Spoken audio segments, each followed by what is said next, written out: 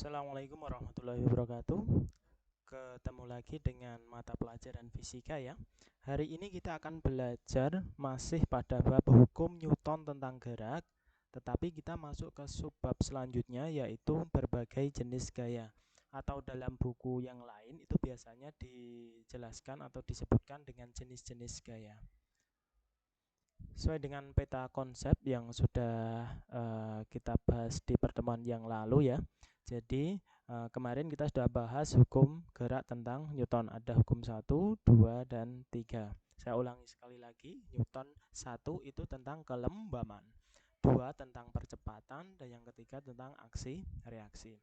Hari ini kita akan membahas jenis gaya. Jadi gaya yang kita akan bahas adalah gaya berat, gaya normal, gaya gesek, dan gaya tegangan tali. Oke, kita langsung saja ke materi tersebut. Oke, masuk ke pengertian gaya ya. Jadi sebenarnya gaya itu apa tuh? Sudah sering kita dengar ya. Oke, kita baca bersama. Gaya merupakan interaksi apapun baik berupa dorongan atau tarikan yang dapat menyebabkan sebuah benda mengalami perubahan gerak baik dalam bentuk arah maupun konstruksi geometris. Gaya dapat menyebabkan benda diam menjadi bergerak, benda bergerak menjadi diam, benda bergerak menjadi lebih cepat atau lebih lambat. Selain mengubah kecepatan benda, gaya juga dapat mengubah bentuk benda, misalkan plastisin yang akan berubah bentuk setelah ditekan.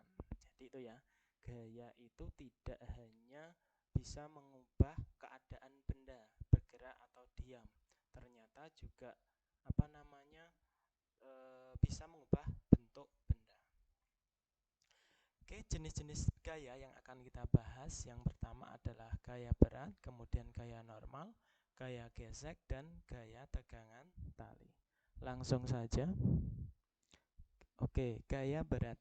Jadi, gaya berat itu merupakan gaya yang dimiliki setiap benda akibat pengaruh medan gravitasi yang arahnya selalu tegak lurus menuju pusat gravitasi. Secara umum, gaya berat dapat ditulis dengan bersamaan ini.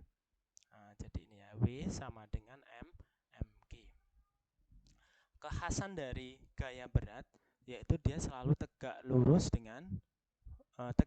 menuju pusat gravitasi. Dalam keadaan datar seperti ini, mudah W-nya langsung ke bawah gini ya. Dan ketika keadaan miring, di sini ada sudutnya sebesar theta, maka W itu tidak yang ke sini ya, bukan ini ya, tapi W-nya ini. Nah, diperhatikan gaya beratnya yang tegak lurus menuju pusat bumi. Di sini adalah bumi. Bumi itu artinya bawah, selalu ke bawah. Jadi walaupun dia posisinya miring, terus dia datar atau bagaimanapun posisinya, maka gaya berat itu selalu menuju ke pusat bumi. Selalu menuju ke pusat bumi. Di situ ada persamaan ya, W sama dengan M kali G. Jadi M itu adalah massa dan G percepatan gravitasi. Ingat, di dalam fisika berat sama massa itu beda. Kalau fisika berat itu dipengaruhi oleh G ini, gravitasi, sedangkan massa tidak dipengaruhi gravitasi. Terus gimana maksudnya? Nah, jadi massa benda di semua tempat itu nilainya sama.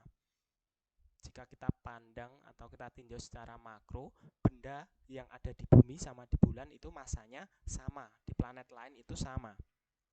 Tetapi kalau berat, pertanyaannya adalah berat, maka berat itu berbeda untuk di setiap posisi. Artinya apa?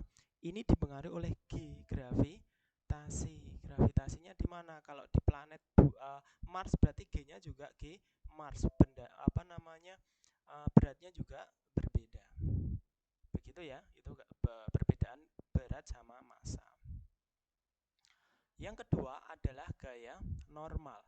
Gaya normal merupakan gaya yang bekerja pada dua permukaan. Nah, dilihat di sini ada dua permukaan yang bersentuhan. Nah, jadi harus ada sentuhan ya. yang arahnya tegak lurus terhadap bidang sentuh. Nah, kalau gaya berat tadi tegak lurus terhadap pusat bumi, tapi kalau gaya normal ini tegak lurus dengan bidang sentuh. Bidang sentuh. Nah, seperti ini. Kalau seperti ini sama ya, N sama W sama karena dia posisi datar. Tapi kalau miring, N-nya itu ini. N-nya ini ya. Ini. Tegak lurus itu ini yang dimaksud tegak lurus. Tegak lurus membentuk sudut 90 derajat terhadap apa? Terhadap permukaan benda. Termasuk terhadap permukaan bidang sentuh lintasannya ini loh ya. Jadi kalau misalkan gini ya, di sini ada alfa, terus di sini ada benda, maka N-nya juga ke sana. Ini adalah N. N ini membentuk sudut 90 derajat. Jadi menyesuaikan lintasannya, bidang sentuhnya. Kalau berat tadi kan dia nggak peduli lintasannya apa seperti apa, dia selalu ke bawah. Ini kalau W. Tapi kalau N dia menyesuaikan bentuk lintasan. Terus di gambar C ini ada perbedaan juga. Ada benda diam ditekan ya, ditekan. Nah, ditekan ke bawah F, besar F, maka N-nya N-nya gimana? N-nya berarti ya dijumlah. N sama dengan W plus F. Kalau ini tadi kan N sama dengan W. W berapa? W itu juga M kali G. Kalau yang ini apa? N gambar 2 N sama dengan ya ini sama dengan ini yang tegak lurus. Berarti W cos alpha. Oh, kalau di sini theta berarti W cos theta gitu ya. Jadi harus tahu bedanya. Gaya normal. Ada sentuhan dua buah benda yang arahnya nanti gaya normalnya tegak lurus terhadap bidang sentuh. Oke, itu tadi ya. Nah, ini penjelasannya. Gaya normal pada bidang datar gambar A tadi. Oke, ini ya, N sama dengan W. Kemudian gaya normal pada bidang miring. Nah, N sama dengan W cos theta. Pada bidang miring yang di atas yang diberi gaya tambahan ya, gaya tambah didorong ke bawah. Jadi sini muncul N semakin besar ya kalau didorong ke bawah. Tapi kalau diangkat ke atas maka N-nya nanti W min F. Contoh soal. Oke, langsung ke contoh soal. Perhatikan gambar berikut ya. Di sini ada sebuah balok ada pada bidang miring membentuk sudut sebesar theta ini ya, membentuk sudut sebesar theta. Bermassa 4 kilo, badan yang licin. Oke, licin. Licin itu berarti artinya apa? Tidak ada gaya gesek. Nanti kita akan bahas di pertemuan yang akan datang gaya gesek. Tentukan gambar komponen gaya yang bekerja pada sistem. B, besarnya gaya berat. C, besarnya gaya normal. Oke, yang pertama dan menjadi dasar kalian harus bisa menggambar komponen gaya yang bekerja pada sistem. Yang pertama, benda ini punya massa ya, punya massa M. Kalau benda punya massa pasti dia punya berat. Beratnya kemana? Gaya beratnya itu selalu lurus ke bawah. Nah, ini adalah W. Itu ya. Kemudian dia bersentuhan dengan bidang, berarti dia punya gaya normal. Nah, gaya normal itu tegak lurus dengan lintasan, berarti ke sini. Ini adalah N. W N. Terus nilainya N di mana? Nah, nanti adalah hasil proyeksi dari W ini terhadap theta. Berarti kalau di sini saya tulis di sini ya, ada titik-titik ke sini. Ini strip, terus ini juga ke sini. Besar gini. Oke. Theta itu posisinya di mana? Kalau seperti ini theta itu posisinya di sini ya. Di sini theta. Berarti sini nanti depannya theta ini adalah sin ya. Berarti ini namanya adalah W sin theta. Terus yang ke bawah ini W cos theta. Yang ke bawah ini ya.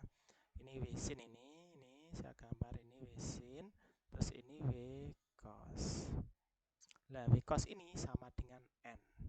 Jadi N sama dengan W cos theta.